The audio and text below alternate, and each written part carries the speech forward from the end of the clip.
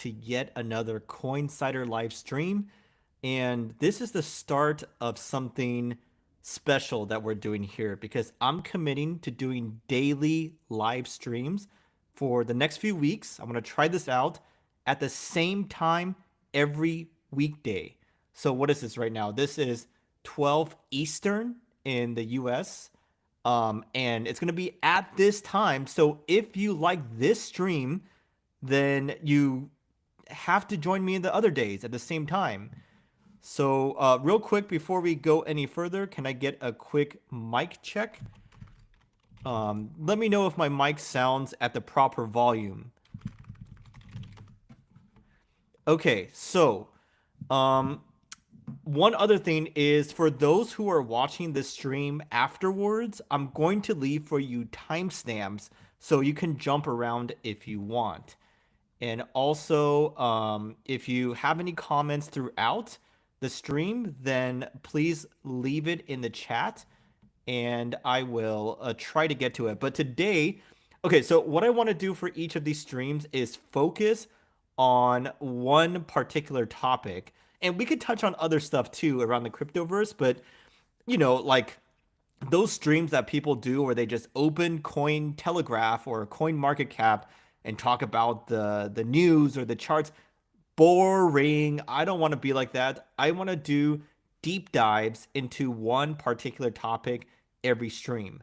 So in today's stream, I will be talking about Ethereum, a coin that I used to love a lot, but it's been struggling a bit. Let's be honest. We like to be honest in this channel.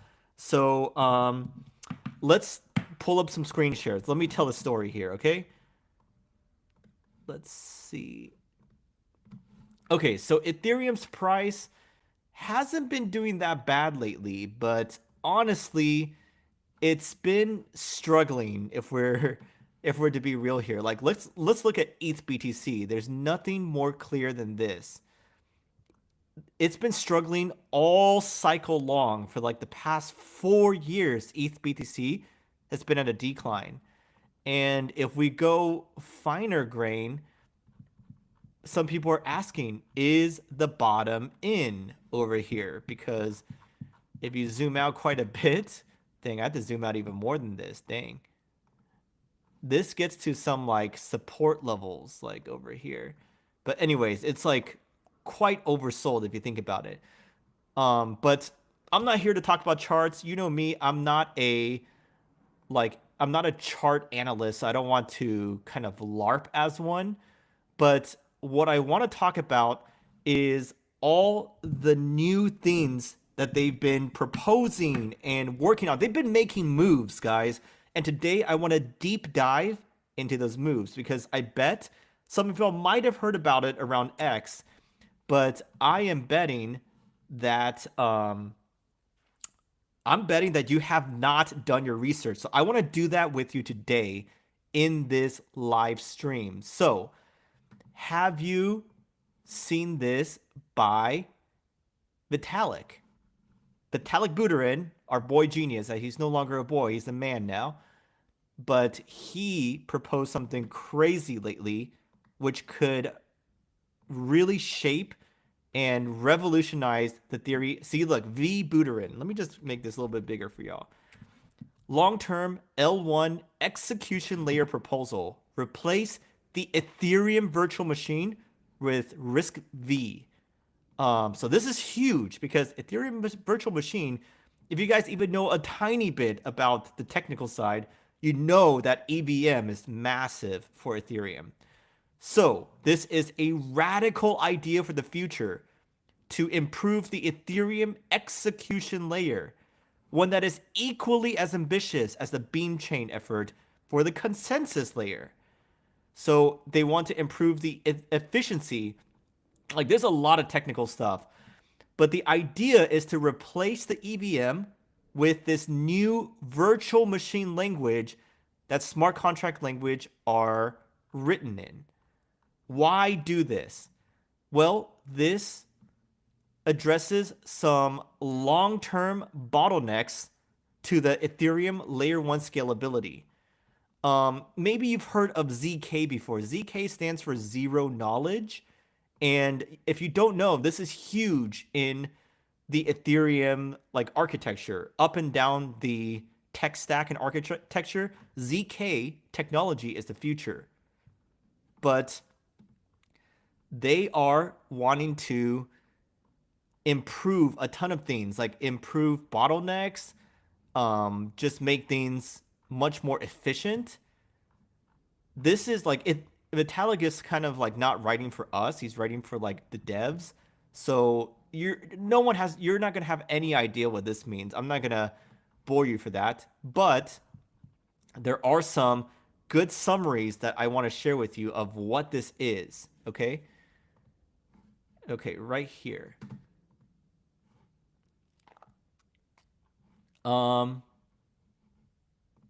Okay. Whoops, did not mean to do that. Okay, here you go, making it bigger for y'all. Okay, this guy wrote out a great summary. It's going to make, this proposal would make Ethereum blocks 50 to 100x more efficient. It's not a tiny bit more efficient, it's orders of magnitude more efficient. So this is a big deal because like I said, he wants to swap out the heart of Ethereum's execution layer. This is not some tiny change. This would be a monumental, like one of the biggest changes in the history, like technical changes, I should say. So ZK EVMs, so why change, right? Well, ZK EVMs, aka zero knowledge proofs of the EVM, are really slow. The EVM is hard to prove efficiently. However, ZK systems already convert the EVM to RISC-V internally. So Vitalik is wondering, why not skip the middleman? This could make things way more efficient. This is the difference between a 5-minute proof and a 3-second one, which would mean faster L2s, cheaper rollups, and way more scalability. This is a massive proposal. Like I said, I bet most of y'all chat. Let me know. I bet most of y'all missed this, right? How many of y'all even knew this was happening? Let me know in the comments below. Be honest. If you didn't know this happening, then I'm glad I'm doing the stream. Okay, so this is a big change and big proposal. However, some important things. What about developers? Not much would change. You would still write Solidity or Viper contracts. They would just compile to RISC-V under the hood. So they might not even notice. Old contracts would still work. It has to be backwards compatible. However, there is a catch. Tooling, audits, infra, compilers all need a ton of work to make this happen. We're honestly talking years before this can really happen, and convincing the ecosystem won't be easy. So, and yeah, this is true. I love seeing that Vitalik is still deep in the weeds, making big proposals and stuff. And keep in mind that usually what Vitalik proposes, people take very seriously. However, it's not a given. Like, this is just a proposal, guys. Like, if you look at the original blog post, actually, let me bring that up. If you look at this original blog post, there's still a bunch of people disagreeing with it and asking questions, but it's not a given. Like, you have to convince the rest of the community, and maybe there's things that they don't like, and they kind of don't pursue this or vote it down, you know? So yeah. Let me see. Okay. Another great thread I want to share about this. So this RISC-V proposal does not change Ethereum's core abstractions. Account storage, blah, blah, blah, they stay the same. It only changes the VM from EVM to RISC-V.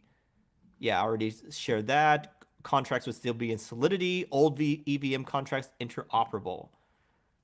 So why even consider this? Well, their short to midterm scalability roadmap is strong, but in the long term, ZK proving cost and execution inefficiency become bottlenecks. This is where a RISC-V VM shines. technical stuff, cut out the middleman. This summarizes everything. Cut out the middleman. Why not let contracts start at RISC-V? That's a very great question. Some initial results suggest 100x gains in some ZK proving scenarios. Improvement is significant. So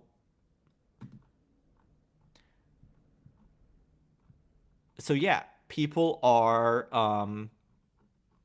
really been buzzing about this, and this what this shows me is that Ethereum is thinking ahead. They're still making bold moves. They're not just chilling and being like, "Oh, boo-hoo, we're struggling compared to Bitcoin or Solana."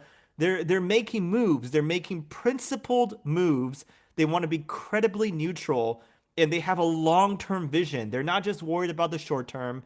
They're not just worried that, oh, Solana won the meme coin battle. Yes, Solana has won the meme coin battle, but Ethereum is going long-term and thinking ahead. So,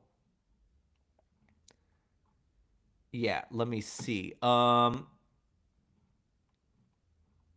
like I said, this is not guaranteed to happen. Like, there is a chance that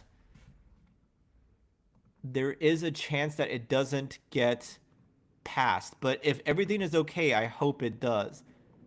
Now, this is not the only thing I want to chat about today, though. Like, this stream is about Ethereum's latest moves. And this RISC-V was Vitalik's newest proposal, but there's a lot of other stuff going on. There's the big Pextra upgrade, which is coming in a couple weeks. There's some account abstraction stuff. Like I said, maybe you guys don't want to be too technical, but that is a huge thing, and I'm going to break that down for you later in the stream. And they've also improved their Ethereum Foundation leadership. New executive directors. This is a couple months ago. I want to touch on all that, but before that, I want to share with y'all a shout out to a decentralized community of retail investors called Retail DAO. I'm a part of this. I'm a longtime contributor here, and it's a token gated community for serious retail investors. Guys, this is for retail investors who aren't just here to gamble, who aren't just here to ape into whatever Ansem says, but it's for people who care about research, care about analysis, want to discuss with people, want to discuss with people and whatchamacallit, just like have solid crew of other retail investors to chat with. And this is a token gated, by the way. You need 20,000 retail tokens. It's a utility, governance, and access token. And it's really cheap to join. I said 20,000 retail tokens to join and pass the token gate. But as of right now, that's only like, I don't know. Let me see actually. Let me give you the exact number. 20,000 times 0.0002. That's like less than $5, guys. This is the chart. I don't want to focus. I'm not here to pump. I'm not here to say like ape into this and speculate, but it's really cheap to join. And if it gets expensive in the future, then we may likely lower. We may vote. It's a decentralized effort. It's not my decision. We may vote to lower the thresholds so that it remains accessible, because we don't want this to be some exclusive community that no one can join. We want this to be all the best serious retail investors in the world united, collective wisdom. We share our wisdom. It's the wisdom of the crowd. This is what that's about, and would love for y'all to join us. We talk about stuff about airdrops, about different types of analysis, trading, macro. People even called gold back in December and made a killing on it. So yeah, this is the Retail DAO. I believe I left the link in the description down. I would love for you to join us. Okay, anyhow, back to Ethereum, okay? And there's some big upgrades going on. Let me just pull that up for y'all.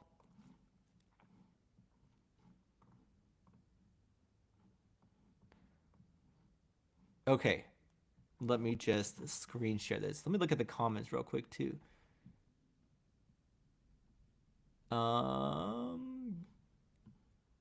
BlackRock.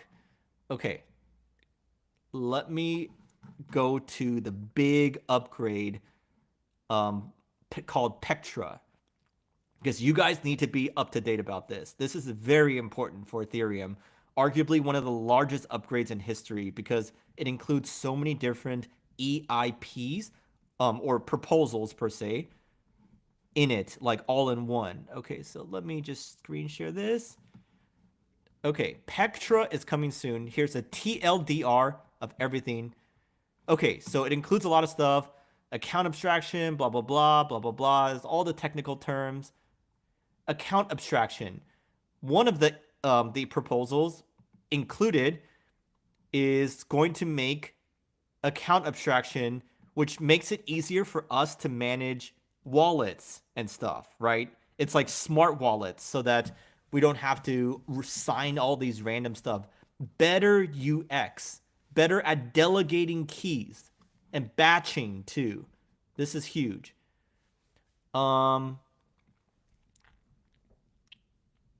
Okay. Max effective balance increase. Every validator right now can only have 32 ETH of effective stake, but now they increase the max to much more, makes it easier for big staking providers to consolidate. This is a big one. Have you heard of blobs before? If you're on CryptoX and you're tapped into Ethereum community at all, then you must have heard of blobs. Blobs are a special place where the network guarantees data will be available for up to 2 weeks. It's needed to make proofs to exit rollups in case the sequencer is evil. We target 3 blobs per block right now, but we can go up to 6. More blobs equals more L2 scalability.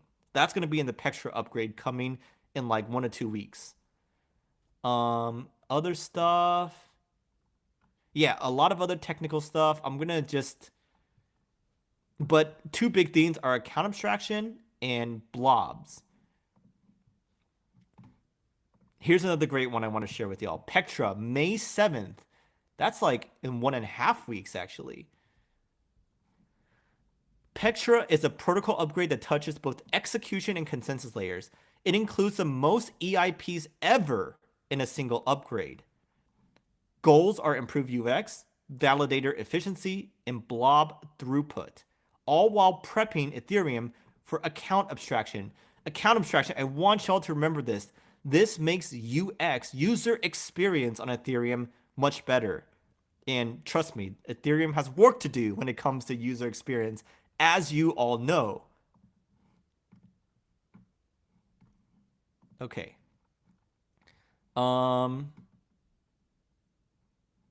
Yeah, native account abstraction. That's going to be huge. Blobs, we already know about that. Not everything made it in terms of proposals. So they're keeping it contained because it's already the largest ever in terms of numbers of proposals. Why it matters. It unlocks wallet experience upgrades, improves staking experience upgrades, validator efficiency, adds critical infrastructure, and sets the stage for larger scale abstraction. Pectra is Ethereum laying the groundwork for its next 5 years. So point is, guys, Ethereum is still making moves, okay? They're not just sitting and chilling. They're making moves still on all fronts. I'm just talking about the technical stuff right now, but I will also bring up some stuff they're doing in terms of BD and marketing, things like that, because both sides are important. You can't just build and be like, oh, we got the best tech. No, that's not all that matters. So I'm going to touch on the other side real quick too. But I want to first share a theme. This guy wrote, Pectra will be remembered mainly for the arrival of true account abstraction. And if Vitalik says it's only half done, they got a lot more work to do to make these things first-class citizens in the network and in the architecture. So they're focused, they're busy, they're building. And I wouldn't fade them because Ethereum has builders, if anything. Now, let me just check this off. One of the big things that happened in the past few months for Ethereum is that they changed executive directors. They changed the leadership of the Ethereum Foundation. And I want to show you something. I want to show you something that you guys might have missed, because this makes me really bullish on the long-term future of sound is good. Okay, well, let me know if there's a sound problem, because people say they can hear me. Okay, so this is huge, and this makes me bullish on Ethereum. Let me share with you guys real quick. So this happened back in March. They welcomed new executive directors, Xiaowei Wang and Tomasz Dangjak, or however you pronounce his name. Sorry for butchering it. People were criticizing the old ones, the old executive director, Aya Miyaguchi, for being out of touch, for being a weak leader, not a wartime leader, for making Ethereum soft and losing to Solana, etc., etc. But now they have new ones. Now, one thing, but are they better though? Are they better? Well, Tomasz is impressive because they are very transparent. Like, he posted this like yesterday, actually. They're fully operational, and their term is set for 2 years. So he wrote, accountability, guys, accountability. The effects of my work, for it to be seen as successful, should be visible in the short term. By the end of 2 years, it should be clear whether I achieved the goals that the community set for me. So they are accountable to us, the Ethereum community. Maybe not us, because maybe y'all like Solana more or whatever. They are accountable to the Ethereum community. And guess what I really like? Back in March, when he was first selected and announced, check this out. He is so open to conversations. Like the previous one, Aya got criticized for like, do you even care about Ethereum? Do you even use Ethereum? Like, do you even use DeFi? Do you even like talk to people and listen to their concerns? Well, Tomasz, you can reach out to him on Telegram, and you can also book a call on Calendly with him. So, I mean, I haven't tried that, but people have. And check this out.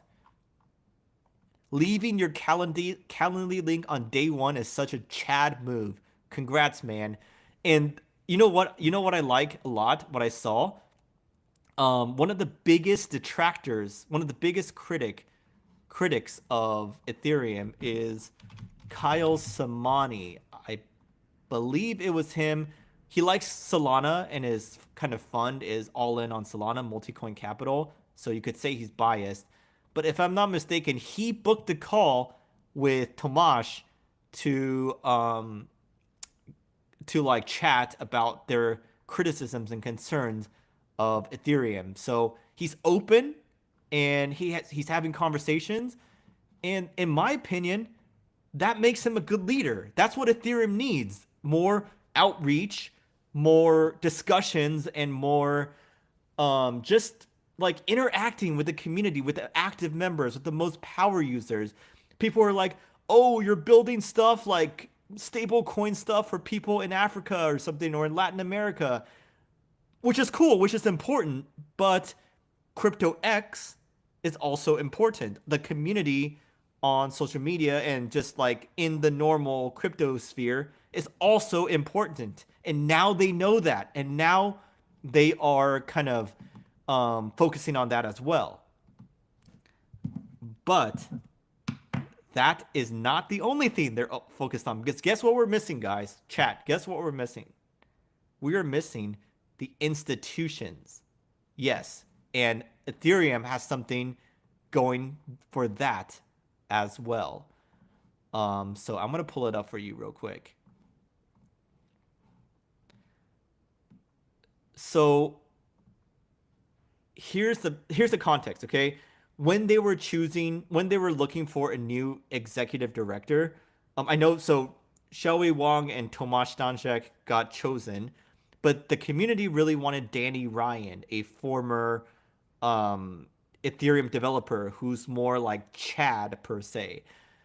But he didn't get chosen for Ethereum Foundation, but he did get uh, join a different group called Etherealize, which is focused on institutional adoption of Ethereum. And so that's very, very important. And you can think of that as a second Ethereum Foundation per se. So if y'all aren't up to speed on this, then just watch this. I'm going to share this. So this is Danny Ryan. People like it because he's like really fit and strong, and not like woke soy boy is what people were criticizing Ethereum about, right? Um, and they're making moves to accelerate ETH, right? This is Paradigm, Coinbase, Danny Ryan. He joined Etherealize or Ether Realize. I don't even know how you say this. How do you say this, guys? Do y'all know?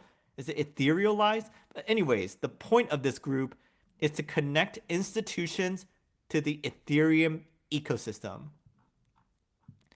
And so they are kind of like working with Wall Street, working with DC to get them to kind of adopt Ethereum and build on Ethereum and things like that, right? So this is important. This is like, maybe you don't see this on X all the time, okay? But this is important work, maybe equally important to all the technical stuff going on, to all the outreach and like just like things they're doing on X with the community. This is behind the scenes. This is like thankless work, but they're in the boardrooms on Wall Street. They're in DC talking to the think tanks, et cetera, trying to be the voice of Ethereum, because people are like, okay, Solana is pitching the Trump family, the US government, whatever, the Trump administration.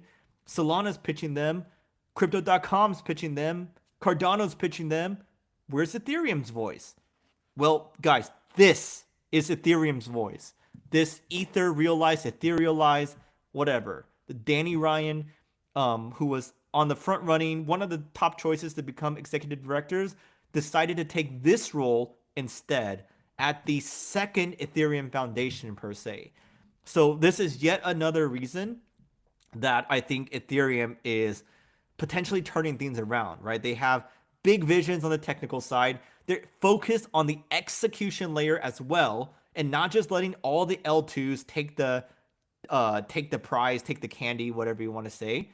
And then new executive directors, more open, more accessible, more accountable to the community. And then this Etherealize initiative, or they're an official group led by, I believe, Vivek and Danny Ryan, who are the voice on Wall Street and in DC. Okay, so that is check. Now, I have one more area about Ethereum that I want to show y'all. So Ethereum they have a vision.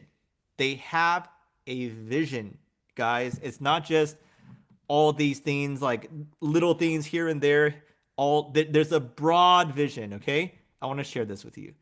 This is important to tie it all together. And like I said, the Ethereum Foundation is being more... This is another thing, okay? People are like, the Ethereum Foundation only retweets stuff. They're not even active on X. Now they are. Today we're sharing 3 updates from the EF board. This is a huge thing. They finally came around to this. This is a huge criticism that they didn't change and they're not adapting. The EF must change with the ecosystem, adapting to the community's needs while maintaining our core principles.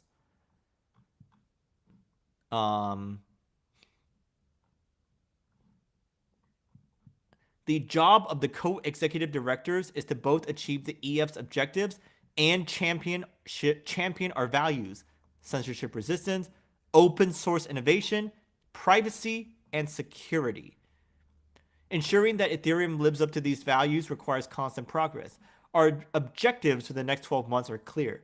Scaling the L1, you can't let L2s have all the fun. Scaling blobs, and then improving UX. That's the technical side. And here is Vitalik.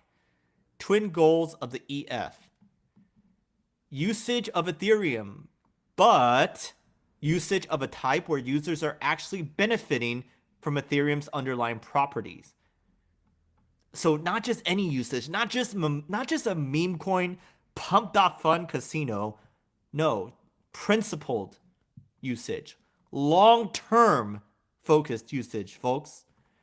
And then resilience and decentralization of Ethereum, viewed holistically, focus on addressing points of weakness anywhere in the stack. So you see what I mean, guys? There's a vision for this. It's not just like, oh, we're going to get short-term usage pumps or pumps of price. Like, they need to have a long-term vision, and they still need to have a fire under them, though. They can't just coast, which arguably they have been coasting for the past cycle. So now I see them, and I'm like, they're arguably not coasting anymore. They are accountable. They're putting things in action. They're making moves, not only on the technical side, but also with being more active with the community, also with institutional adoption, and everything that's important, everything that we know to be important, right? So yeah, that's kind of my rant for now. Let me know if you'll have any questions, and I'll be sure to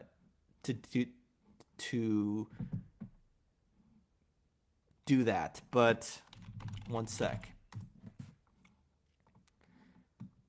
So like I said, please subscribe. Please like this stream if you're watching. I'd greatly appreciate it if you like it. I'm going to do this every weekday at the same time, 12 Eastern US time. I know that may be late for some of y'all in Asia or like other parts of the world, Europe, whatever, the Middle East. But I'm going to be consistent, so you can join me at the same time each day. I hope you'll like this. And like I said, each stream, I want to kind of deep dive into a core topic, okay? I'm not going to just be like those streams who they open up Cointelegraph and just read the news and share their stupid opinions. No, we want to dig in these streams. Now, today's what's about Ethereum, but what about the next topics? What are we going to do for the rest of the week? Well, one thing I want to do is talk about SWE. They are having their base camp, a huge conference in Dubai. I guess it's near Token 2049. And there's going to be some huge things. I mean, SWE has been rocketing lately because of all this like base camp stuff. Look at SWE rocketing. Look at this. Freaking rocketing. I think it's almost SWE's number 11, guys. I think it could make top 10. Some people had some whatchamacallit, rumors about like integration with Pokemon app. Anyways, I'm going to do a stream that's dedicated to diving into the SWE ecosystem and all the stuff going on there. And then another thing I want to talk about later this week is abstract chain and dive, because a lot of people in the Retail DAO have been farming abstract or trying to qualify for their airdrop and doing all sorts of things. This is a really popular, they have stuff to do with live streams. Dang, looks like people are doing some crazy stuff. I don't even know what's going on. But we're going to dig into this together in a further stream as well. So right now I have SWE, I have abstract, and then on Friday, I think there may be other stuff too. Someone asked a question on opinions on staking approval. I like that a lot. I think if ETH ETFs, let me pull up